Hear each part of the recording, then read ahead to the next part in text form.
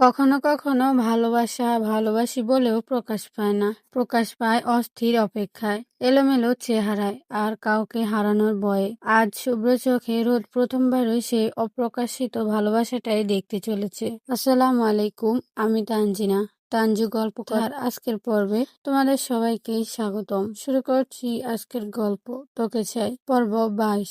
আলসেমির চরম পর্যায়ে বলতে একটা কথা আছে। এই মুহূর্তে আমি সে চরমে অবস্থান করছি। কম্বল আর বইয়ের স্তূপ সরিয়ে বাইরে যাওয়ার জন্য তৈরি হওয়ার মতো তুচ্ছ জিনিসটা আমার কাছে রীতিমতো মহামারী বলে বোধ হচ্ছে। তার উপর দিনটি যদি শুক্রবার হয় তাহলে তো কথাই নেই। কিন্তু তবুও আমায় উঠতে হলো এবং চরম অনিচ্ছা সত্ত্বেও বাসার দরজা পেরিয়ে রাস্তায় পা ফেলতে হলো। গন্তব্য আপ্রাণ স্যারের বাসা। ভদ্রলোক খুব কড়া হুকুম জারি করেছে। আমাকে তার বাসা থেকে সিট কালেক্ট করতে হবে। আর আমি তো বরাবরই ভদ্র মেয়ে, তাই চুপচাপ মাথা হেলিয়ে নাচতে নাচতে ওনার বাসার উদ্দেশ্যে রওনা দিয়েছি। 5 মিনিট যাবৎ আমি স্যারের বাসার সামনে দাঁড়িয়ে আছি। এই পর্যন্ত দুবার কলিং বেল চেপেছি, তৃতীয়বার চাপবো কিনা ভাবছি। কলিং বেল দুবারে বেশি চাপা উচিত না, এটা নাকি ম্যানারের মধ্যে পড়ে না। এই মুহূর্তে আমি নিজেকে কোনো মতেই ম্যানারলেস প্রুভ করতে রাজি নই। আমাকে আর বেশিক্ষণ ভাবতে হলো না, তার আগে একজন বৃদ্ধা মহিলা দরজা খুলে দিল। মহিলাটির মুখে একটা চাকর চাকর ভাব আছে।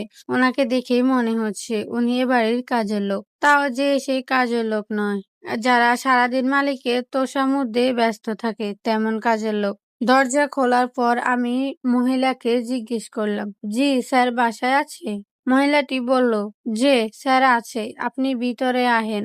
আরে বাস, কি মারাত্মক শুদ্ধ ভাষা। না, আমি ঠিক আছি, স্যারকে একটু ডেকে দিবেন, স্যার আসতে বলছিল। আচ্ছা। মহিলাটি মাথা হেলিয়ে স্যারকে ডাকতে চলে গেলেন। যাওয়ার আগে পুরো দরজাটা আম্মুর বাসায় হা করে খুলে রেখে গেলেন। আমি চোর হলে এটাই হতো আমার জন্য সুবর্ণ সুযোগ। আমাকে এই সুবর্ণ সুযোগের অধিকারী করে মহিলাটি ভিতরে ঢুকে চেঁচিয়ে উঠলেন, আব্বা, তোমার স্টুডেন্ট এসেছে। স্টুডেন্ট? বাহ, দারুণ উচ্চারণ। ইংরেজির ভুল উচ্চারণ করাটাও রীতিমতো একটা আর্ট, সবাই কিন্তু পারে না। কলেজের ইংরেজি প্রফেসর কখনোই স্টুডেন্টকে স্টুডেন্ট উচ্চারণ করতে পারবেন না। মূলত এই উচ্চারণ করাটা ওদের অ্যাবিলিটির মধ্যেই পড়ে না। ওপাশ থেকে স্যার কি জবাব দিল তা আমার কান পর্যন্ত পৌঁছালো না। তার উত্তরটা হয়তো এমন হবে, ওয়েট করতে বলো। হ্যাঁ, আমিও ওয়েট করছি, বেশ উৎসাহ নিয়ে ওয়েট করছি। একজন প্রফেসর তার ছাত্রীকে ওয়েটিং লিস্টে না রেখে দেখা করবে, তা তো হতে পারে না। তাতে প্রফেসর ফিলিংস আসবে না। প্রায় 10 মিনিট পর স্যার বাইরে বেরিয়ে এলেন। ভদ্রলোককে বড্ড এম্বারেসড বলে মনে হচ্ছে। তার অস্বস্তির কারণটা হলো তার লুঙ্গি। একজন সম্মানীয় প্রফেসর তার স্টুডেন্টের সামনে লুঙ্গি পরে দাঁড়িয়ে আছে, ব্যাপারটা সত্যি অস্বস্তিকর। আর স্টুডেন্টটা যদি মেয়ে হয় তা তো কথাই নেই।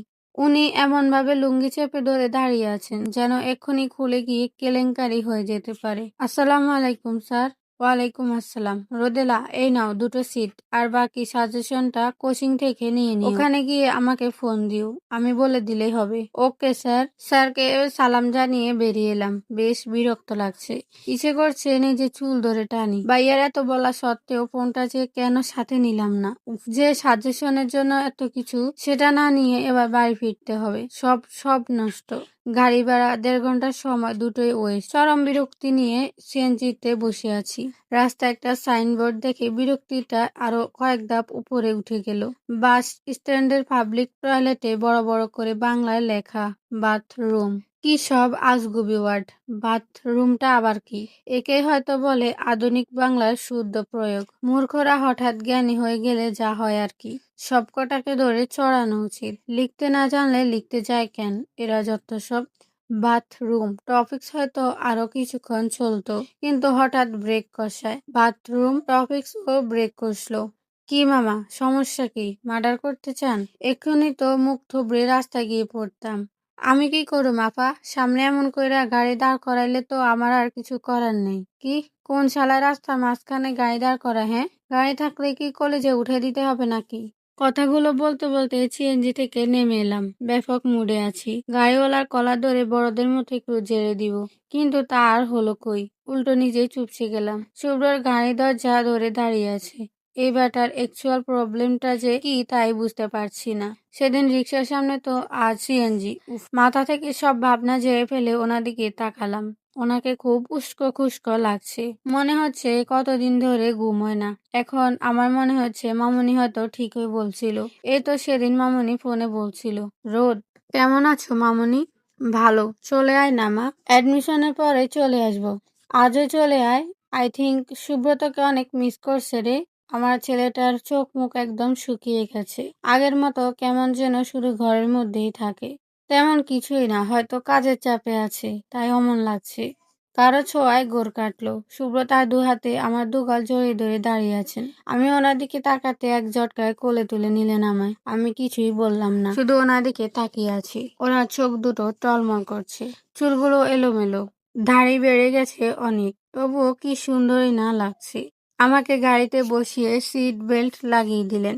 আমাকে গাড়িতে কেন বসালেন? আমি সিএনজি করে যাব বলে গাড়ির দরজা খুলতে গিয়ে বুঝলাম দরজা লক। রাগী চোখে বললাম, কি সমস্যা? দরজা লক করেছেন কেন? খুলুন বলছি। ওনার কোনো ভাবান্তর হলো না। উনি চুপচাপ গাড়ি চালাতে লাগলেন। আমি ওনাকে ক্রমাগত গাড়ি থামাতে বলছি।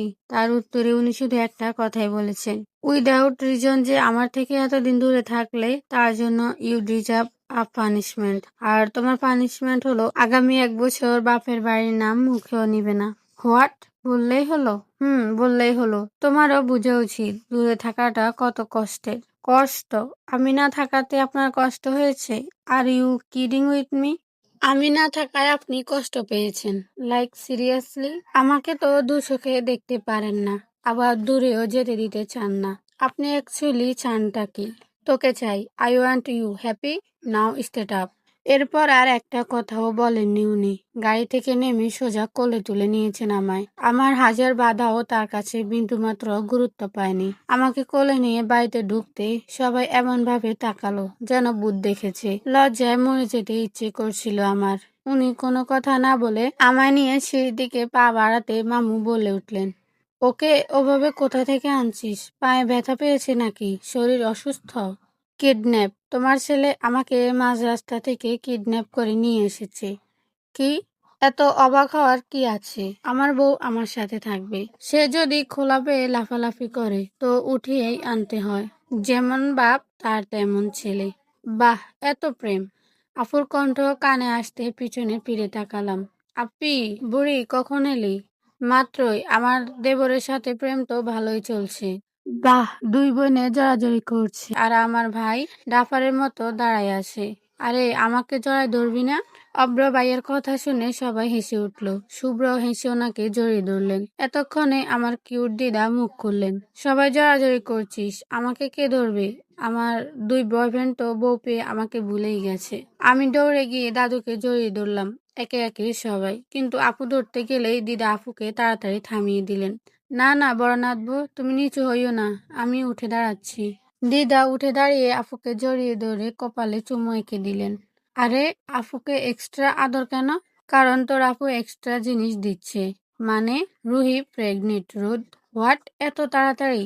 বলে জিহ্বায় কামড় দিলাম। বুঝতে পারছি রং জায়গায় রং কথা বলে ফেলছি। কথা কাটাবার জন্য বলে উঠলাম, না মানে আমি বলছিলাম কি, আমি যে এত তাড়াতাড়ি খালামণি হব ভাবতে পারিনি। কে বললো তুমি খালামণি হচ্ছ? তো আপুর বেবি হলে তো আমি খালামণিই হব। জি না, তুমি কাকিমণি হবা। Obviously not. Obviously yes. আপনি বললেই হবে নাকি? মগের মূল্য পাইছেন? আমি কাকিমণি হব না, বরং আপনি ওর খালু হবেন, তার মানে আঙ্কেল। জি না, আমি। আরে স্টপ গাইস, ঝগড়া থামা। ছোট দাদু ভাই, এবার তো তোমার পালা। বউকে শুধু কোলে নিয়ে ঘুরলেই হবে নাকি? বউয়ের কোলেও তো কেউ চায়। কেন? বৌমনির বেবি আছে, ওকে কোলে নিয়েই ঘুরে বেড়াবে। ওনার এমন কথায় আমার ব্যাপক হাসি পাচ্ছে, কিন্তু দিদার মুখটা রীতিমতো চুপসে গেল। সবাই চুপচাপ, কারণ ওনার আর আমার সম্পর্ক যে স্বাভাবিক না তা সবাই একটু হলেও জানে। তা তো ঘুরবে, কিন্তু দাদুভাই, সন্তান হলো সম্পর্কের মধ্যে একটা শক্ত বাঁধন, এগিয়ে যাওয়ার নতুন সিঁড়ি। একটা সন্তানই পারে সম্পর্কের বাঁধনগুলো বেঁধে রাখতে। দিদার কথাটা শেষ না হতেই উনি আমাকে টেনে রুমে নিয়ে গেলেন। এভাবে রুমে নিয়ে আসার কোনো মানে হয় না। সবাই যে অবাক হয়েছে বুঝতে পারছি। আমি নিজেও চরম অবাক। উনি আমাকে বিছানায় বসিয়ে দিয়ে দরজা লক করে নিজেও সোফায় বসে পড়লেন। ওনার চোখ মুখ অসম্ভব রকম লাল হয়ে আছে, মনে হচ্ছে প্রচুর টায়ার্ড। আধা ঘন্টা যাবৎ দুজনে চুপচাপ বসে আছি। আমি কিছু বলার সাহস পাচ্ছি না। ওনার মাথায় কি চলছে কে জানে, আর উনিও মাথা নিচু করে বসে আছেন। অবশেষে উনি অসম্ভব শীতল গলায় বলে উঠলেন, রোদ, তুমি কখনো বেবি নিবে না? ওনার কথায় যেন আমি অবাকের সপ্তম আকাশে পৌঁছে গেলাম। কি বলছেন এসব? প্রথমত, আমাদের মাঝে তেমন কোনো রিলেশন নেই যে বেবির কথা আসবে। দুজনের মাঝে দুঃসম্পর্কের আত্মীয় আত্মীয় ভাব।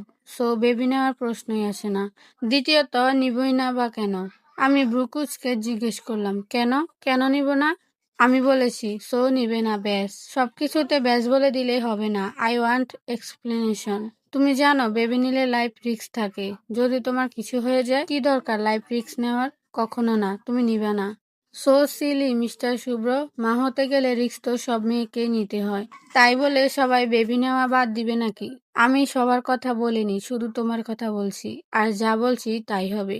পাগলের মতো কথা বাদ দিন। আমাদের মধ্যে এসব নিয়ে কথা বলা শোভা পায় না। তাছাড়া এমন কোনো দিন আসলে আমি অবশ্যই বেবি নিব। I want a baby, but I don't want. তুমি চাইলে অ্যাডপ্ট করতে পারো, বাট নিজে কখনো না। এনাফ ইজ এনাফ শুভ্র। এসব পাগলামো বাদ দেন প্লিজ। আর এই টপিকটাও অফ করেন। আমারও চাওয়া থাকতে পারে। আর সব মেয়েই মা হতে চায়, আর ছেলেরা বাবা। আর আপনি কি না? আমি চাই না।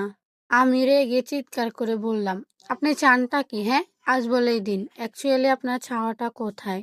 উনি হঠাৎই উঠে দাঁড়িয়ে আমার গাল চেপে ধরলেন। মনে হচ্ছে গালের হাড় এমনি মট করে ভেঙে যাবে। I just want you, nothing else. শুধু তোকে চাই আমার, আন্ডারস্ট্যান্ড? আর কিচ্ছু না। বেবি তো কখনোই না।